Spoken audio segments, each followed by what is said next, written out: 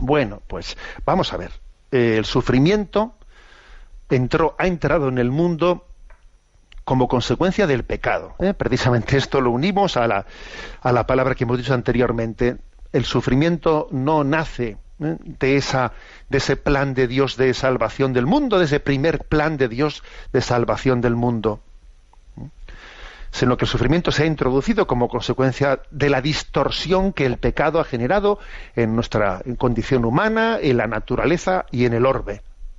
El pecado ha distorsionado la relación del hombre con Dios, con la naturaleza, con el prójimo, consigo mismo. Ha introducido una distorsión de la que viene el sufrimiento.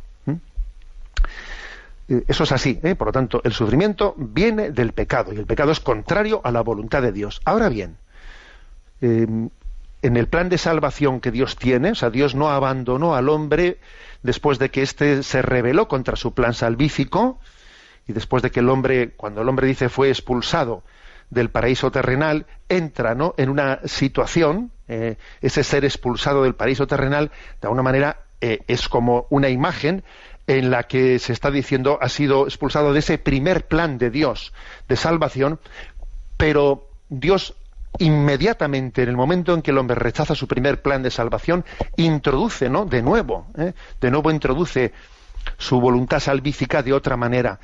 Y ese sufrimiento que había sido introducido en el mundo por esa distorsión que ha producido el pecado, el sufrimiento que era consecuencia del pecado, Dios es capaz también de servirse de él como instrumento de gracia. Esto es lo que es impresionante en la redención. Lo que fue instrumento, ¿no?, lo que ha sido consecuencia del mal, Dios es capaz de servirse de ello para devolver al hombre, para elevarlo a la gracia. Y la máxima prueba es la cruz. La cruz en la que Jesús, el inocente, el Cordero inocente, es sacrificado, es el mayor pecado que la humanidad ha podido hacer, que es condenar a muerte al Cordero inocente. Bueno, pues ese que es la expresión del máximo pecado, la cruz, es tomada por Dios como el instrumento de salvación del mundo. Luego hay que decir que desde aquí se habla de la voluntad positiva y la voluntad permisiva. Dios nunca puede decirse que Él quiere directamente el sufrimiento del hombre en su voluntad positiva, pero sin embargo Dios ha permitido el mal, ha permitido el sufrimiento, ha permitido la cruz, sabiendo que de ella también en su poder infinito y misericordioso es capaz de convertir ese sufrimiento en instrumento de purificación, de santificación del hombre, para abrirnos a la gracia.